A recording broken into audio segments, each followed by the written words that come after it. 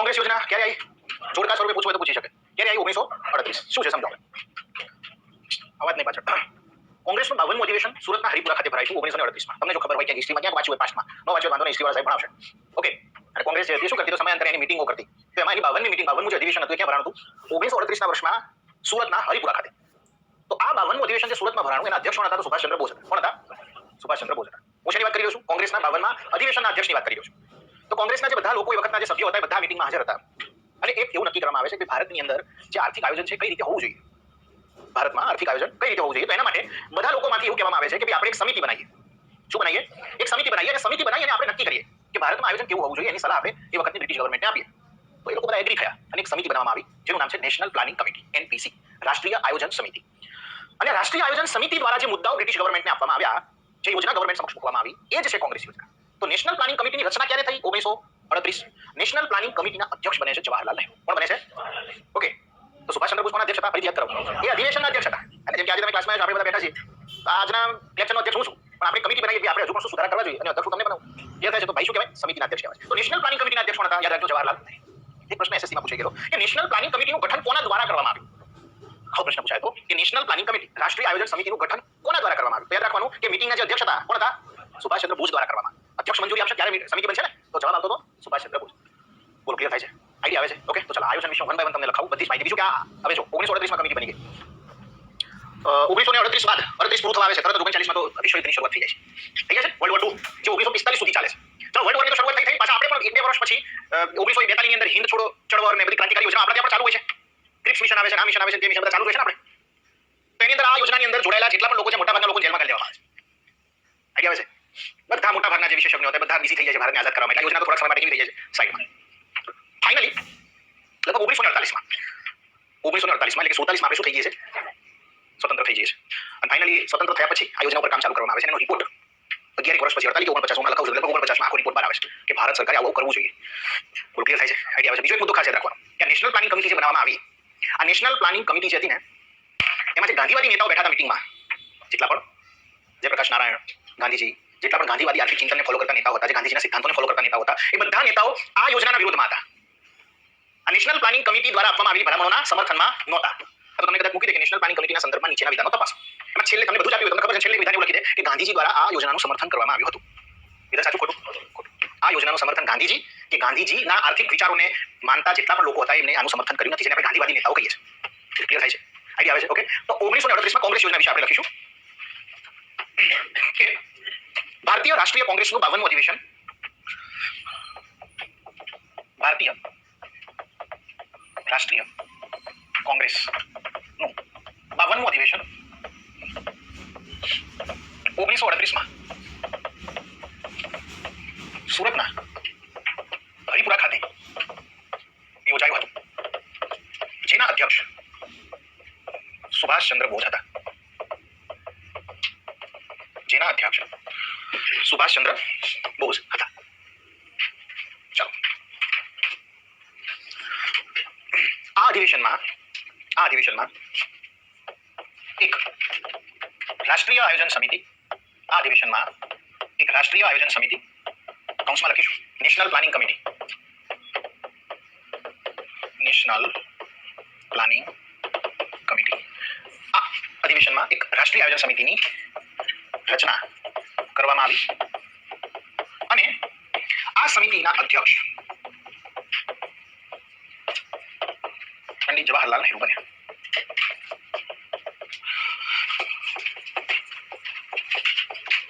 આ કમિટીના અધ્યક્ષ પંડિત જવાહરલાલ નહેરુ બન્યા. ઓકે. તો આ એક મુખ્ય સમિતિ હતી. થોડું ડિટેલમાં જઈએ તો લખીશું કે આ સમિતિની સાથે અન્ય 29 પેટા સમિતિઓની પણ રચના થઈ હતી. ઓકે.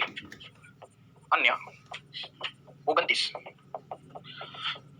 પેટા સમિતિઓની પણ રચના થઈ હતી. અન્ય 29 જેટલી પેટા સમિતિઓની પણ રચના થઈ હતી.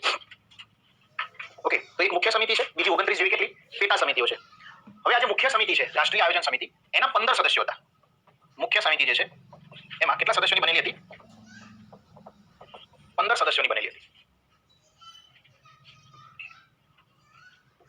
ક્લિયર થાય છે? 29 પેટા સમિતિ અને મુખ્ય સમિતિ, આ બધી સમિતિઓ ભેગી થઈને ટોટલ મેમ્બર હતા 350 જેટલા. કેટલા હતા? ઓકે, તો લખીશું કે પેટા સમિતિ તથા મુખ્ય સમિતિ ના મળીને કુલ 350 જેટલા સભ્યો હતા.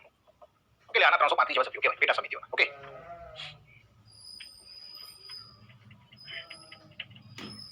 ઓકે, બીજો એક મુદ્દો લખીશું. નોંધ, ગાંધીજી તથા અન્ય ગાંધીવાદી નેતાઓ, ગાંધીજી તથા અન્ય ગાંધીવાદી નેતાઓ આ સમિતિના સમર્થનમાં નહોતા. આ સમિતિના સમર્થનમાં નહોતા. ક્લિયર થાય છે? ઓકે, ચાલો હજુ એક મુદ્દામાં લખવાનો છે કે વર્ષ 1939 થી 1945 સુધી વિશ્વ યુદ્ધ ચાલ્યું તથા આ સમયે ભારતમાં પણ કેટલીક ક્રાંતિકારી ચળવળો થઈ, જેના કારણે આ યોજના નામ માત્રની બની રહી.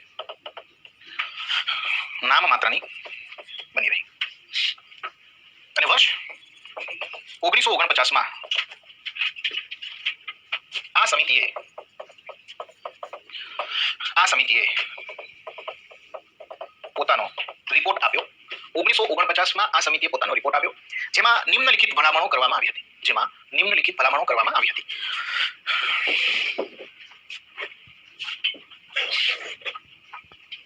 ઠંડી લાગે? મારી જોડે નથી રિમોટ. રિમોટ ક્યાં પડી? પાછળ છે કે આગળ મોકલાવો તો.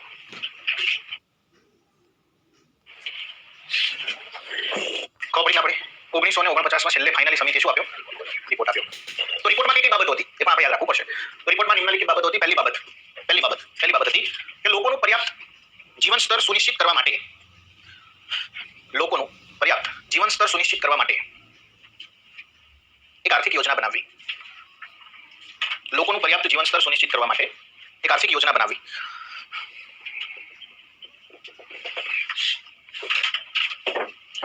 બીજું, આ રિપોર્ટમાં બીજી શું ભલામણ હતી? બીજી ભલામણ હતી કે પાયાના ઉદ્યોગો કૌંસમાં લખીશું કોર ઇન્ડસ્ટ્રીઝ. પાયાના ઉદ્યોગો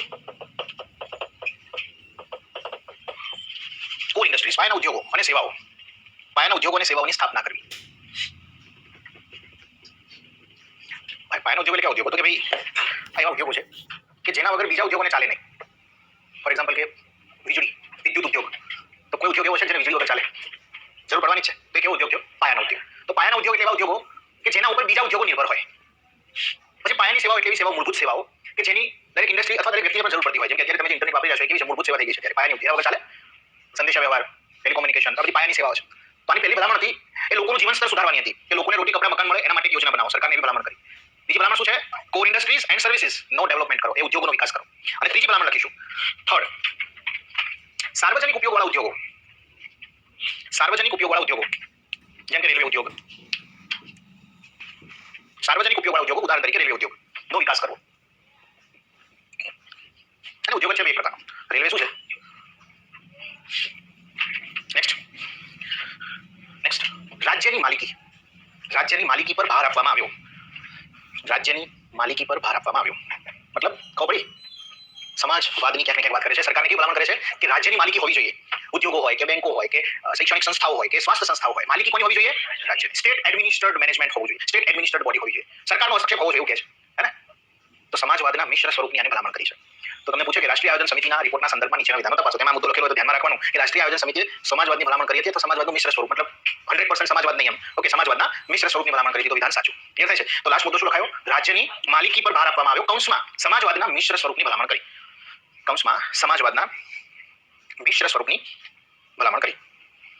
ચલો, ડન છે? ઓકે, તો જો મારી સાથે તમારે મને જવાબ આપવાનો છે. નેશનલ પ્લાનિંગ કમિટીની સ્થાપના કોને કરી? સુભાષચંદ્ર બોઝ દ્વારા. કોને કરી? સુભાષચંદ્ર બોઝ. નેશનલ પ્લાનિંગ કમિટીના અધ્યક્ષ કોણ હતા? જવાહરલાલ નહેરુ. નેશનલ પ્લાનિંગ કમિટીમાં સભ્યો કેટલા હતા? Okay, yes. National planning committee plus બીજી 29 સબ કમિટીમાં સભ્યો ટોટલ કેટલા હતા? યાદ રહી જાય? ઓકે, આ નેશનલ પ્લાનિંગ કમિટીએ રિપોર્ટ કયા વર્ષે આપ્યો? કેટલી ભલામણો કરી? પહેલી ભલામણ, લોકોનું જીવન સ્તર સુધારો. રોટી કપડા મકાન પાણી અમને આપો. બીજી ભલામણ પાયાના ઉદ્યોગોનો વિકાસ કરો, સેવાનો વિકાસ કરો, ટેલિકોમ્યુનિકેશન ને બધું વધારો. ત્રીજી ભલામણ શું કરી? યસ, સાર્વજનિક ઉપયોગવાળા ઉદ્યોગો મતલબ કે સરકાર જે છે ઉદ્યોગો ચલાવી રહી છે એનો વિકાસ કરો. ચોથી ભલામણ શું કરી? રાજ્યના માલિકી પર ભાર આપવામાં આવ્યો કે મોટાભાગના ક્ષેત્રોમાં સરકાર જે છે એ મેનેજ કરે, સરકારની માલિકી હોવી જોઈએ.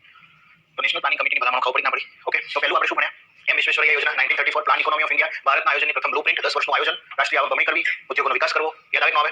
બીજી યોજના ફિક્કીની સ્થાપના ક્યારે થઈ? 1927. કોની ભલામણથી? ગાંધીજી. કોને કરી? GD Birla, Purushottamdas Thakurdas. Okay, FICCI યોજનામાં શું કહે છે? તો કે ભાઈ એના સરકારી વખતના અધ્યક્ષ હતા, એમને તત્કાલીન બ્રિટિશ ગવર્નમેન્ટ સામે એક એવી સંસ્થાની માંગણી કરી કે જે સંસ્થાનું કામ શું હોય? ભારતમાં આયોજન કરવાનું હોય. એટલે આયોજન પંચની માંગણી કરી.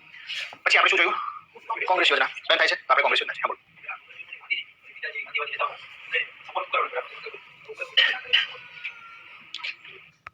ગાંધીજી આ લોકો જે છે ને એ સાર્વજનિક ઉપયોગવાળા ઉદ્યોગો જે છે ને ગાંધીજી ટૂંકમાં ઇન્ડસ્ટ્રીલાઇઝેશનના સપોર્ટમાં નહોતા. ગાંધીજી જે છે ઇન્ડસ્ટ્રીલાઇઝેશનના સપોર્ટમાં નહોતા. એક મુદ્દો એ કરી આવે છે અને આ લોકો મેક્સિમમ એવું ફોકસ કરાવે છે ઇન્ડસ્ટ્રીલાઇઝેશન ઉપર, ઉદ્યોગીકરણ. ગાંધીજી છે ને એગ્રીકલ્ચરના સપોર્ટમાં વધારે હતા અને આ લોકો એમાં એવો કોઈ મુદ્દો નથી નાખ્યો એગ્રીકલ્ચર માટેનો, એટલે કદાચ એના વિરોધમાં હોઈ શકે. બાકી એવું કોઈ સ્પેસિફિક રીઝન ક્યાં આગળ હતું નહીં. એટલે આ ઇન્ડસ્ટ્રીલાઇઝેશન જે છે એના વિરોધમાં હતા. ગાંધીજી જે છે ઇન્ડસ્ટ્રીલાઇઝ એમને એગ્રી ક્ષેત્રના જે મજૂરો છે ને એમને પણ ઇન્ડસ્ટ્રીમાં લાભ છે કે ગાંધીજી કેમ સપોર્ટ નતો કર્યો, બસો કરવાનો પ્રયત્ન કર્યો છે. મહત્તમ ઇકોનોમીમાં બિલીવ કરતા હતા કે એગ્રીકલ્ચરનું ડેવલપ. નેક્સ્ટ લખીશું 1941 માં એક સમિતિ બનાવવામાં આવે છે જેનું નામ છે યુદ્ધોત્તર પુનઃનિર્માણ સમિતિ. યુદ્ધોત્તર પુનઃનિર્માણ સમિતિ 1941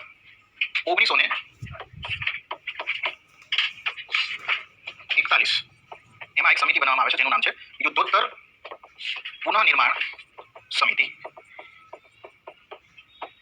યુદ્ધોત્તર પુનઃનિર્માણ સમિતિ. અહીંયા શબ્દ ચોખ્ખો લખ્યો છે. શબ્દ શું લખ્યો છે? યુદ્ધોત્તર. યુદ્ધ પ્લસ ઉત્તર. યુદ્ધ પૂરું થયા પછીની વાત છે. આ સમિતિના જે અધ્યક્ષ હતા એમ એન રોય, માનવેન્દ્રનાથ રોય. અને આ સમિતિ એના માટે બનાવવામાં આવી હતી કે ભારત જ્યારે 1945 બાદ વિશ્વ યુદ્ધ ખતમ થઈ જાય, ટૂંકમાં તો એ વખતે એમને ખબર નથી ક્યારે 45 માં બંધ થશે, યુદ્ધ 46 માં બંધ થશે. પણ ટૂંકમાં વિશ્વ યુદ્ધની જે અસરો છે, દ્વિતીય વિશ્વ યુદ્ધ જે છે એની અસરો ભારતીય અર્થવ્યવસ્થા ઉપર જે પડી છે એ અસરોને નાબૂદ કરી અને ભારતીય અર્થવ્યવસ્થાને કઈ રીતે પાટા ઉપર લાવવી એના ઉદ્દેશ્ય સાથે આ એક સમિતિનું નિર્માણ કરવામાં આવેલું કે ભાઈ યુદ્ધ પૂરું થાય ત્યાર પછી ભારતીય અર્થવ્યવસ્થા હાવ ખાડી ગઈ હશે, કારણ કે એમાં અંગ્રેજોએ નીચોડી દીધું. પાછું વિશ્વ યુદ્ધની અંદર પણ ભારતના મોટા ભાગના સંસાધનોનો યુઝ થઈ રહ્યો હતો. તો વિશ્વ યુદ્ધ પૂરું થાય ત્યારબાદ ભારતીય અર્થવ્યવસ્થાને કઈ રીતે આપણે પાટા ઉપર લાવવી એની ભલામણોનું સૂચન કરવા માટે અને એની ભલામણો કરવા માટે આ સમિતિનું નિર્માણ કરવામાં આવ્યું હતું. ક્લિયર થાય છે? તો લખીશું આ સમિતિના અધ્યક્ષ હતા એમ એન રોય. તમને છે ને આ લોકો જોડકા સુધી જશે એટલે બહુ ડિટેલમાં નહીં જાય, કોઈ રિપોર્ટ અથવા તો કોઈ ભલામણો ત્યાં સુધી નહીં જાય. પણ આપણે તો કેવું છે કે તૈયારી વર્ગની પ્લાનિંગ કરી રહ્યા છે તો ભણાવવું બધું જ પડે. ક્લિયર થાય છે? બાકી મને એટલી ખબર છે કે જોડકા સુધી જશે કે નીચે આપેલી યોજનાઓ અથવા સમિતિઓ જે છે એના અધ્યક્ષ સાથે જોડકા જોડો. આ બાજુ લખેલું હોય યુદ્ધોત્તર પુનઃનિર્માણ સમિતિ, સામે કંઈક ઓપ્શન હોય. આ બાજુ લખેલું હોય નેશનલ પ્લાનિંગ કમિટી, સામે ઓપ્શન હોય. ક્લિયર થાય છે? એમ વિશ્વેશ્વરૈયા યોજના. તો કહેવાનો મતલબ કે તમને જોડકા જોડો સુધી રહેશે, બહુ જાજુ નહીં જાય. પણ આપણે તો ભણી લઈએ એટલે શું છે કદાચ બહુ ડિટેલમાં ખૂબ દિવસ ઉતરી જાય આપણો એકાદ માર્ક્સ કવર થઈ જાય. ઓકે, તો અધ્યક્ષ હતા એમ એન રોય અને આ સમિતિનો ઉદ્દેશ્ય શું છે લખીશું. આ સમિતિનો ઉદ્દેશ્ય છે કે દ્વિતીય યુદ્ધની સમાપ્તિ બાદ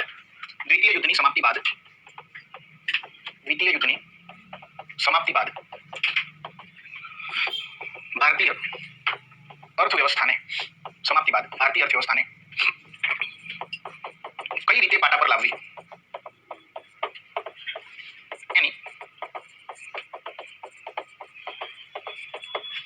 ભલામણો કરવા માટે આ સમિતિનું નિર્માણ કરવામાં આવ્યું હતું.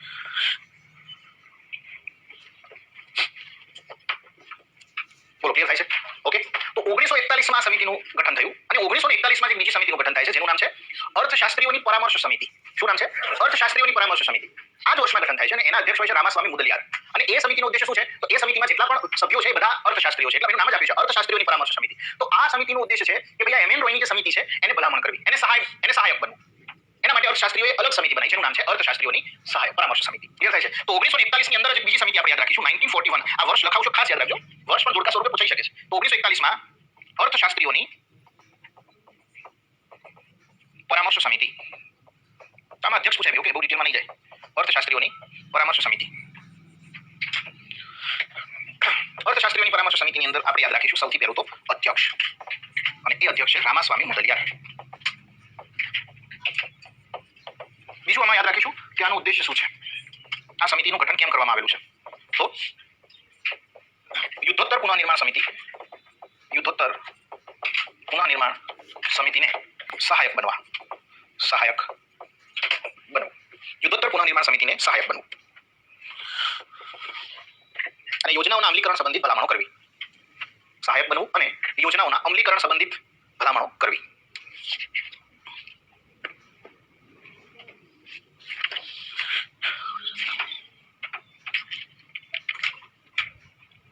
બોલો, ક્લિયર છે? ઓકે, તો આપણે કઈ યોજના બે બીજી સમિતિ ભણે એક 1941 યુદ્ધોત્તર પુનઃનિર્માણ સમિતિ 1941 અર્થશાસ્ત્રીઓની પરામર્શ સમિતિ. નેક્સ્ટ લખીશું 1944 આવે છે બોમ્બે પ્લાન. શું આવે છે? બોમ્બે પ્લાન. 1944 1944 જેને આપણે ઓળખીએ છીએ બોમ્બે પ્લાન. ઓકે. હવે વાત કરીએ આપણે ભારતના આર્થિક આયોજન છે. ભારતના આર્થિક આયોજનનો ઇતિહાસ 1934થી લઈને 1950 સુધી. પહેલું છે વિશ્વેશ્વરૈયા યોજના. વિશ્વેશ્વરૈયા યોજના જે વિશ્વેશ્વરૈયા 1934 તે ભારતના આર્થિક આયોજનના પિતા છે. 1934ની અંદર ફિક્કી યોજના છે, ફિક્કી યોજના લાગુ કરી હતી. પછી 1938ની અંદર કોંગ્રેસ યોજના, 1938ની અંદર કોંગ્રેસ યોજના જેના અધ્યક્ષ સુભાષચંદ્ર બોઝ હતા. 1938ની અંદર કોંગ્રેસ યોજના જેના અધ્યક્ષ સુભાષચંદ્ર બોઝ. પછી રાષ્ટ્રીય આયોજન સમિતિ એટલે કે નેશનલ પ્લાનિંગ કમિટી જેના અધ્યક્ષ પંડિત જવાહરલાલ નહેરુ હતા. જે એનપીસી છે નેશનલ પ્લાનિંગ કમિટી સમિતિની રચના કોણે કરી હતી? સુભાષચંદ્ર બોઝે કરી હતી. જે નેશનલ પ્લાનિંગ કમિટી છે, નેશનલ પ્લાનિંગ કમિટી એની ભલામણ શું હતી કે કૃષિ ક્ષેત્ર છે એટલે કૃષિ ક્ષેત્રમાં વચેટિયાને હટાવવા. પછી કૃષિ ક્ષેત્રમાં લઘુત્તમ મજૂરી દર નક્કી કરવો. ગાંધીજી અથવા કે જે અન્ય ગાંધીવાદી નેતાઓ છે, જે ગાંધીવાદી વિચારધારા ધરાવતા લોકો છે જે એનપીસી છે નેશનલ પ્લાનિંગ કમિટીને વિરુદ્ધ હતા. એનપીસીની એટલે કે નેશનલ પ્લાનિંગ કમિટી 1949માં ભલામણો રજૂ કરી હતી. પછી 1941ની અંદર યુદ્ધોત્તર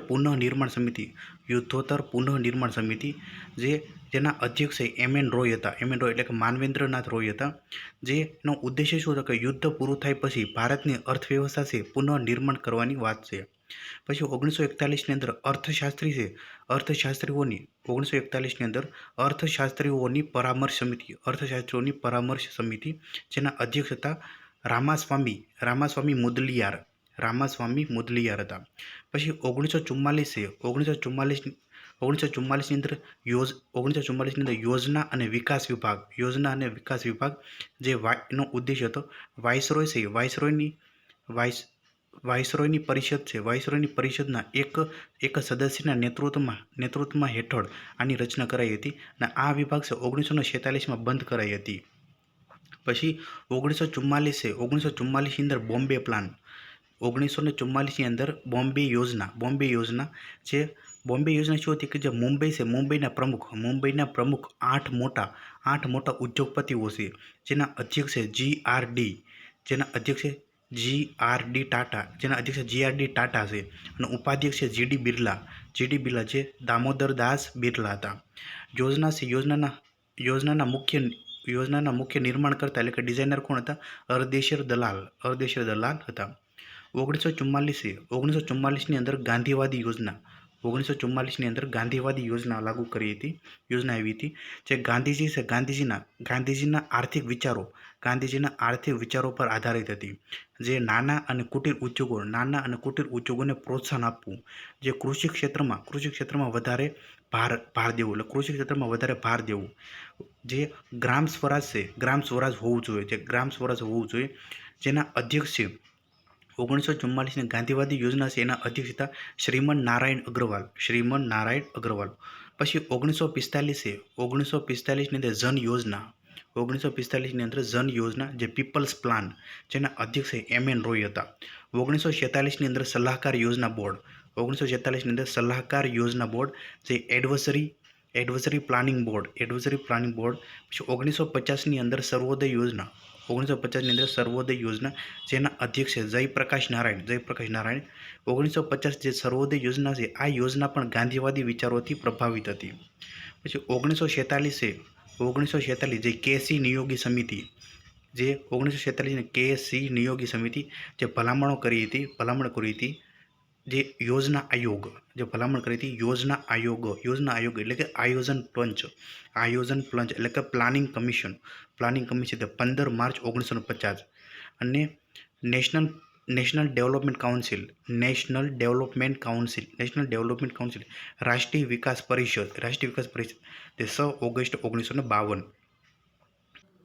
હવે વાત કરીએ આપણે આયોજન પંચ છે. આયોજન પંચની સંરચના. જો કમિશન છે, કમિશન કોને કહેવાય? કમિશન જે મુખ્ય બોડી હોય છે તે પરમેનન્ટ હોય છે. કમિટી છે, કમિટી જે સબ બોડી હોય છે તે પરમેનન્ટ હોતી નથી. અને કાઉન્સિલ છે, કાઉન્સિલ કોને કહેવાય? જે મુખ્ય બોડી હોય છે. કાઉન્સિલ મુખ્ય બોડી જે પરમેનન્ટ હોય છે. જો આયોજન પંચ છે, આયોજન પંચની સંરચના. જેના અધ્યક્ષ હોદ્દાની રૂએ પ્રધાનમંત્રી એટલે કે PM હોય છે. આયોજન પંચની સંરચના જેના અધ્યક્ષ હોદ્દાની રૂએ પ્રધાનમંત્રી એટલે કે વડાપ્રધાન હોય છે. જે પ્રથમ અધ્યક્ષ કોણ હતા? જવાહરલાલ નહેરુ. અને અંતિમ અધ્યક્ષ કોણ હતા? મનમોહન સિંઘ. ઉપાધ્યક્ષની નિમણૂક છે મંત્રીમંડળ દ્વારા કરવામાં આવે છે. ઉપાધ્યક્ષની નિમણૂક મંત્રીમંડળ દ્વારા કરવામાં આવે છે. જો એટલે કે ઉપાધ્યક્ષ છે જે આયોજન પંચ છે, આયોજન પંચના ઉપાધ્યક્ષ એ યોજનાનો ડ્રાફ્ટ બનાવવા તથા એને નેશનલ NDC તથા કેબિનેટ સમક્ષ સબમિટ કરાવવા જવાબદાર હતા. જે ઉપાધ્યક્ષ છે, ઉપાધ્યક્ષને કેબિનેટ મંત્રી છે. કેબિનેટ મંત્રીનો જેવો જ દરજ્જો પ્રાપ્ત હતો. જે કેબિનેટ મંત્રી છે, કેબિનેટ મંત્રીને જે સુવિધા મળે તે જ સુવિધા મળતી હતી. કોને? ઉપાધ્યક્ષને. પ્રથમ ઉપાધ્યક્ષ કોણ હતા? ગુલઝારીલાલ નંદા. 1950 થી લઈને 1963. અંતિમ ઉપાધ્યક્ષ મોન્ટેક્સી આહલુવાલિયા 2014. ઉપાધ્યક્ષ એ આયોજન પંચમાં હાજર રહી શકતા હતા, બોલી શકતા હતા, પરંતુ મત આપવાનો અધિકાર ન હતો. આયોજન પંચની સંરચનાની અંદર આગળ વાત કરીએ. માં 3 પૂર્વકાલીન સભ્યો અને 3 આંશિકકાલીન સભ્યો હતા. જેમાં સચિવ તરીકે કોણ? IAS કક્ષાના સિનિયર અધિકારી હતા. સચિવ તરીકે IAS કક્ષાના સિનિયર અધિકારી હતા. જેમાં નાણામંત્રી છે, નાણામંત્રી, ગૃહમંત્રી, રક્ષામંત્રી પદના સભ્યો હતા. જેમાં 4 થી 7 જેટલા વિષય નિષ્ણાતો સભ્યો હતા. હવે વાત કરીએ આપણે NDC એટલે કે નેશનલ ડેવલપમેન્ટ કાઉન્સિલ. રાષ્ટ્રીય વિકાસ પરિષદ જે રાજ્યો છે, રાજ્યોના મુખ્યમંત્રી છે. રાજ્યોના મુખ્યમંત્રીને જે યોજના બનાવે છે તેમાં તેને સહભાગી થવા માટેની હતી. જે ભાગીદાર છે, ભાગીદાર બનાવી શકાય. તેની સ્થાપના 6 ઓગસ્ટ 1952ની અંદર. જેના અધ્યક્ષ પ્રધાનમંત્રી હોય છે. જે તમામ સભ્યો આયોજન પંચના છે તે NDCના સભ્યો રહે છે. પ્લસ તમામ રાજ્યોના એટલે કે મુખ્યમંત્રીઓ પ્લસ કેન્દ્રશાસિત પ્રદેશોના વહીવટદારો જોડાય છે આમાં. હવે વાત કરીએ આપણે 1941ની અંદર અર્થશાસ્ત્રીઓની પરામર્શ સમિતિ. આમાં બધા જ અર્થશાસ્ત્રીઓ હતા. જેના અધ્યક્ષ છે રામાસ્વામી મુદલિયાર. જે યુદ્ધોત્તર પુનઃનિર્માણ સમિતિને સહાયક ભલામણ કરવા માટે આ સમિતિનું ગઠન કરવામાં આવ્યું હતું. આ સિવાય યુદ્ધોત્તર પુનઃનિર્માણ સમિતિએ બનાવેલ યોજનાઓના અમલીકરણ સંબંધિત ભલામણો કરવાનો ઉદ્દેશ્ય પણ હતો. આ સમિતિએ સૂચનો આપ્યા પણ તે વ્યવહારિક ન હતી. 1944 યોજના અને વિકાસ વિભાગ. જે વાઇસરોય છે, વાઇસરોયની કાર્યકારી પરિષદના એક સદસ્યના નેતૃત્વમાં ગઠન કરવામાં આવ્યું હતું. જે અરદેશર દલાલ છે, અરદેશર દલાલને કાર્યકારી સદસ્ય તરીકે નિયુક્ત કર્યા હતા.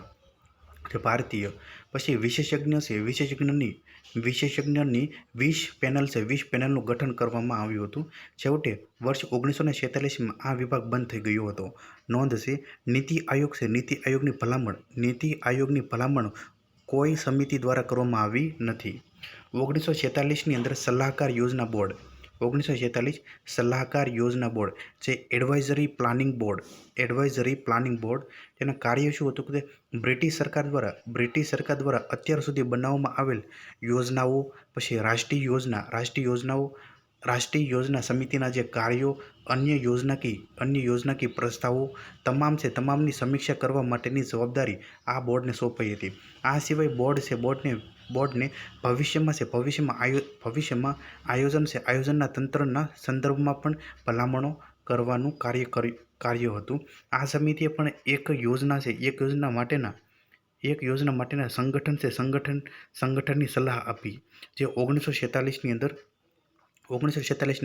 કેસી નિયોગે 1946 કેસી નિયોગે જેની ભલામણ કરી હતી કે આયોજન પંચ 1950ની અંદર રચના કરવાનું અને 1952ની અંદર NDC national development council NDC.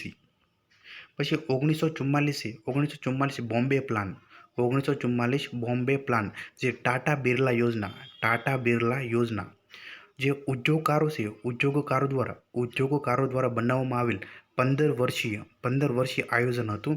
કુલ 10,000 કરોડનું બજેટ આ આયોજનનું હતું.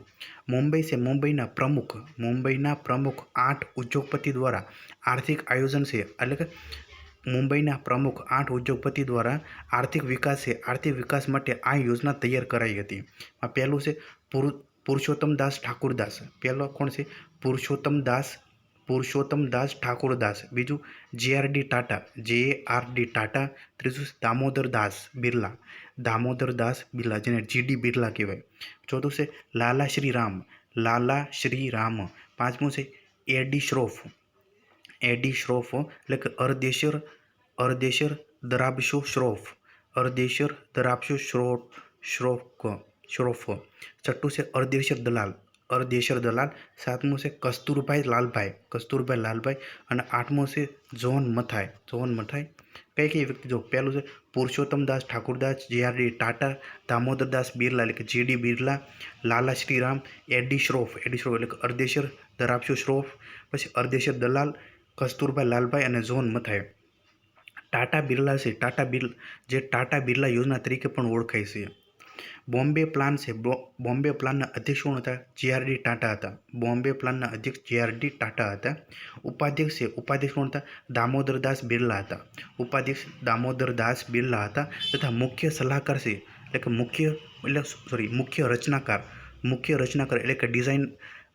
રચનાકાર એટલે કે સૂત્રાધાર અથવા ડિઝાઇનર કોણ હતા? અરદેશર દલાલ હતા. બોમ્બે પ્લાનમાં નિમ્નલિખિત બાબતો પર ભાર આપવામાં આવ્યો હતો, એટલે કે 15 વર્ષોમાં પ્રતિ વ્યક્તિની આવક છે બમણી કરવી, એટલે કે 15 વર્ષમાં પ્રતિ વ્યક્તિ આવકની બમણી કરવી. અર્થાત એટલે કે તે વખતે માથાદીઠ આવક ₹65 છે. તે વખતે માથાદીઠ આવક ₹65થી વધારીને 130 કરવી. એટલે કે રાષ્ટ્રીય આવક 3 ગણી કરવી. એટલે કે 15 વર્ષમાં માથાદીઠ આવક બમણી કરવી અને રાષ્ટ્રીય આવક 3 ગણી કરવી. ઉપભોક્તાઓને અનિવાર્ય વસ્તુઓના ઉદ્યોગોનો વિકાસ કરવો, એટલે કે જીવન જરૂરિયાત વસ્તુઓ અને ઉદ્યોગોનો વિકાસ કરવો. કૃષિની જગ્યાએ ઔદ્યોગિકરણ પર ભાર મૂકવાની ભલામણ કરી. અર્થાત લઘુ, મધ્યમ અને કુટીર ઉદ્યોગોને પ્રોત્સાહન આપવાની વાત કરી. એટલે કે કૃષિની જગ્યાએ ઔદ્યોગિકરણ પર ભાર મૂકવાની ભલામણ કરી. એટલે અર્થાત લઘુ, મધ્યમ અને કુટીર ઉદ્યોગોને પ્રોત્સાહન આપવાની વાત કરી. પછી આ યોજના મુજબ સરકારે અર્થવ્યવસ્થામાં પોતાનો મહત્તમ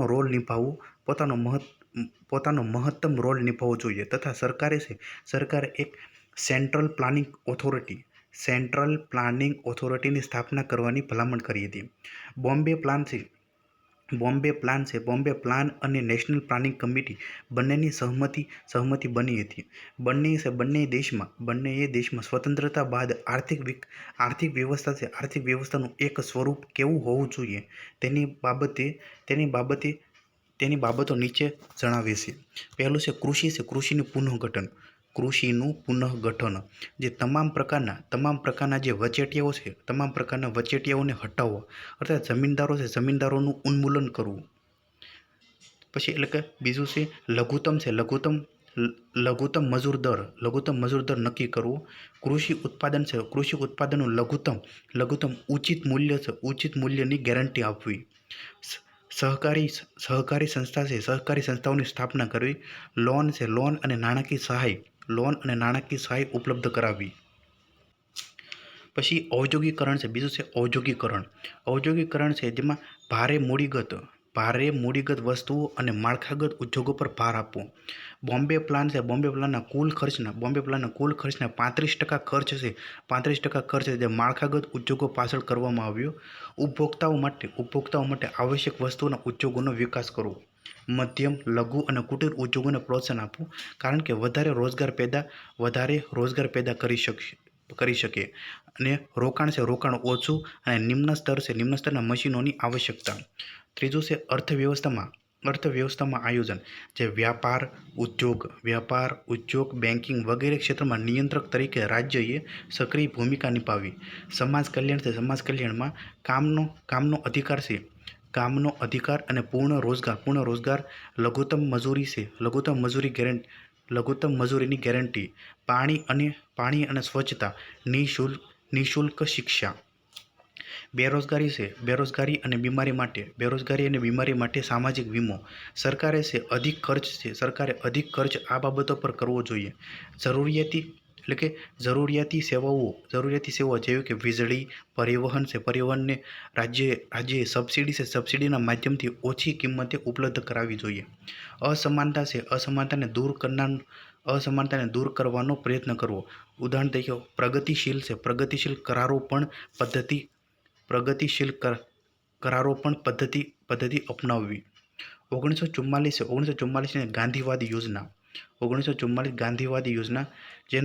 ગાંધીવાદી યોજના છે, જે શ્રીમદ નારાયણ અગ્રવાલ દ્વારા પ્રસ્તુત થઈ હતી.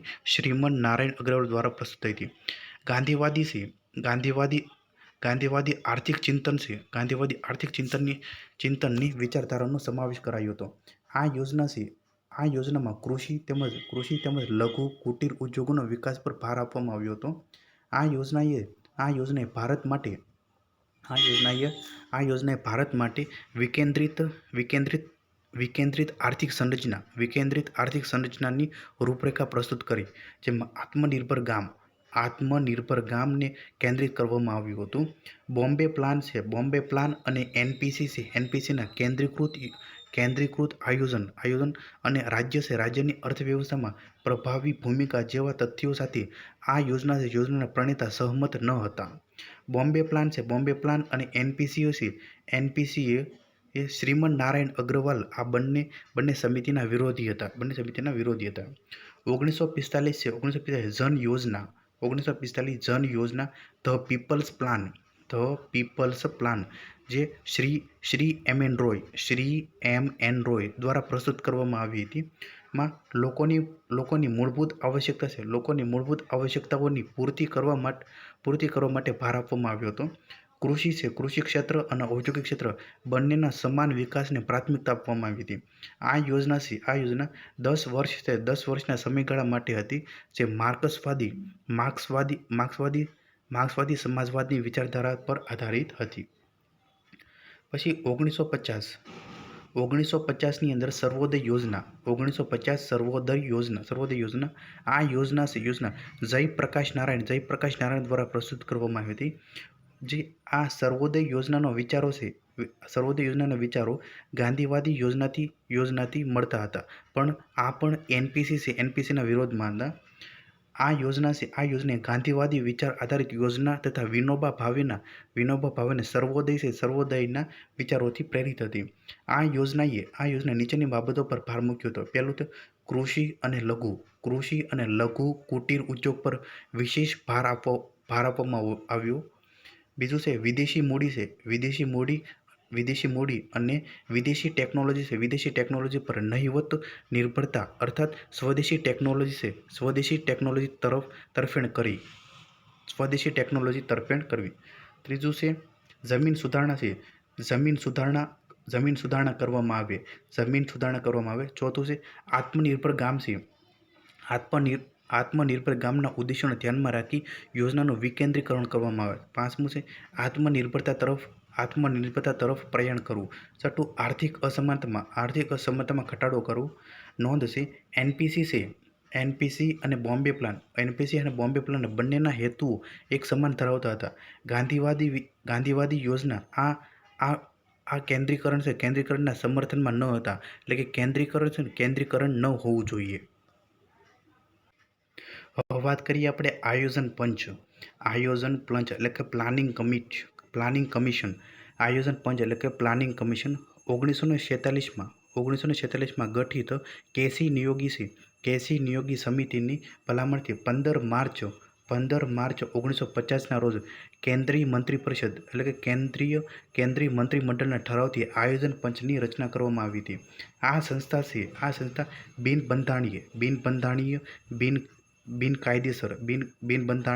બિનકાયદેસર અને સલાહકારી સંસ્થા છે.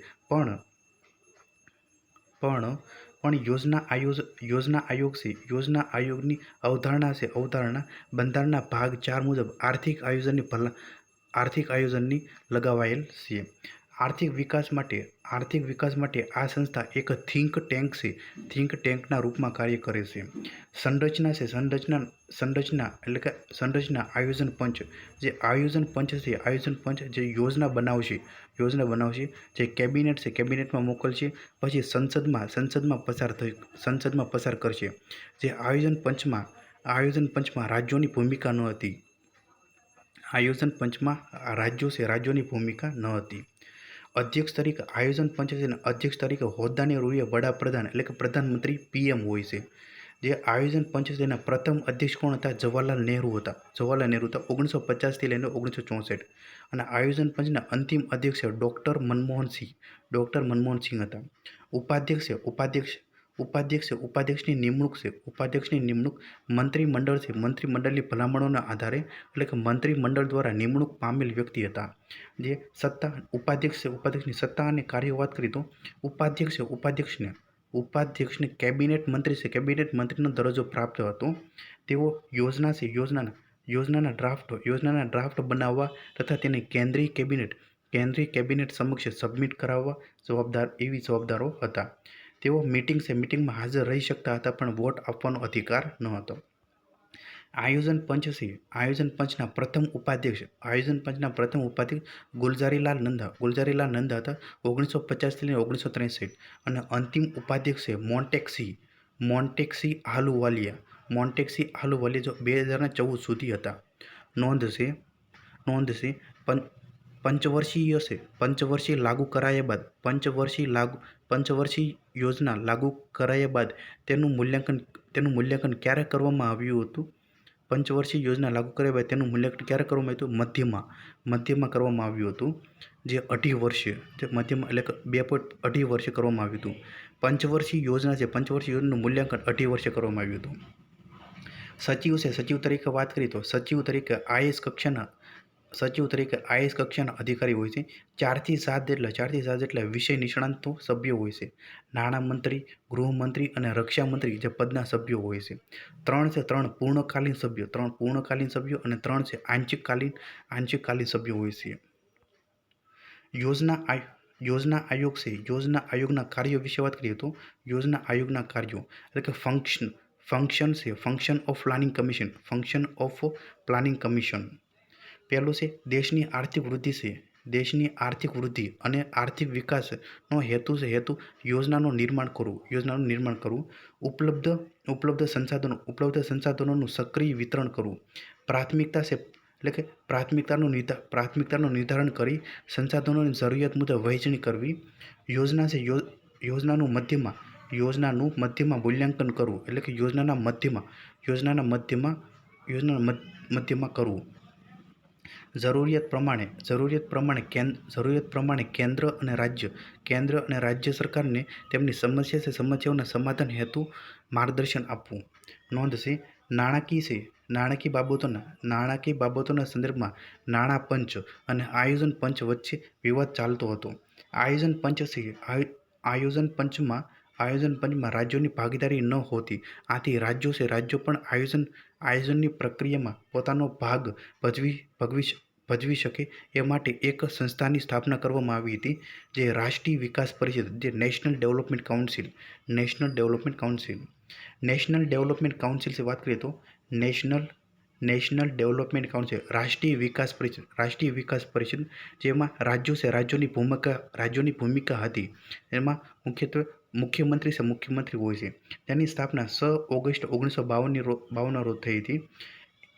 નેશનલ ડેવલપમેન્ટ કાઉન્સિલ એટલે કે એનડીસી સંસ્થાનું ગઠન છે કેસી નિયોગી સમિતિની ભલામણથી કેન્દ્ર સરકાર દ્વારા પારિત ઠરાવથી કરવામાં આવ્યું હતું. આ પણ બિનબંધારણીય અને સલાહકારી સંસ્થા છે. મુખ્ય ઉદ્દેશ્ય શું તો કે રાજ્યો અને આયોજન પંચ વચ્ચે સહકારનું એક વાતાવરણ નિર્મિત કરવું. નેશનલ ડેવલપમેન્ટ કાઉન્સિલ તેની પ્રથમ બેઠક 8 અને 9 નવેમ્બર 1952.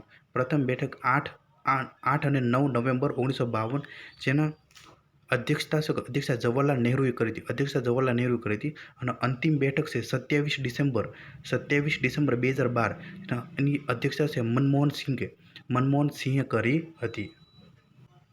જેની સંરચના છે એટલે કે સંરચનાના અધ્યક્ષ હોદ્દાની રૂએ પ્રધાનમંત્રી હોય છે. તમામ કેન્દ્રીય કેબિનેટ મંત્રી હોય છે. તમામ રાજ્યોના મુખ્યમંત્રી હોય છે. કેન્દ્ર શાસિત પ્રદેશોના મુખ્યમંત્રી કે પ્રશાસક, જે કેન્દ્રશાસિત પ્રદેશોના મુખ્યમંત્રી કે પ્રશાસક હોય છે. યોજના આયોગના તમામ સદસ્યો. કાર્યો શું કરવાનું કે જે આયોજન પંચ દ્વારા તૈયાર કરાયેલી યોજનાની સમીક્ષા કરવી. જે કેન્દ્ર રાજ્ય વચ્ચે સલાહ સૂચનો કરવા અને યોજનાને અંતિમ રૂપ આપવું. જવાહરલાલ નહેરુના અવસાન બાદ નેશનલ ડેવલપમેન્ટ કાઉન્સિલ એટલે કે એનડીસી નામ માત્રની બની રહી. અર્થાત ત્યારબાદ માત્ર કોંગ્રેસ શાસિત રાજ્યોના મુખ્યમંત્રી જ ભાગ લેતા હતા. 1990ના દાયકામાં એનડીસી ફરી સક્રિય બની હતી. જે 3 મુખ્ય કારણો હતા. પહેલું છે એલપીજી સુધારા થયા તથા WTO વર્લ્ડ ટ્રેડ ઓર્ગેનાઇઝેશન WTOના સદસ્ય બનાવવાની સાથે રાજ્યોને વધુ આર્થિક સ્થાયીતા આપવી પડે. 73મો અને 74મો સુધારા દ્વારા સ્થાનિક સ્તરે આયોજનના અધિકાર મળ્યા. જે 74મો સુધારા દ્વારા અનુચ્છેદ 243 ZD મુજબ જિલ્લા આયોજન સમિતિની જોગવાઈ કરવામાં આવી હતી. અને ગઠબંધનની સરકાર. હવે વાત કરીએ આપણે પંચવર્ષીય યોજના.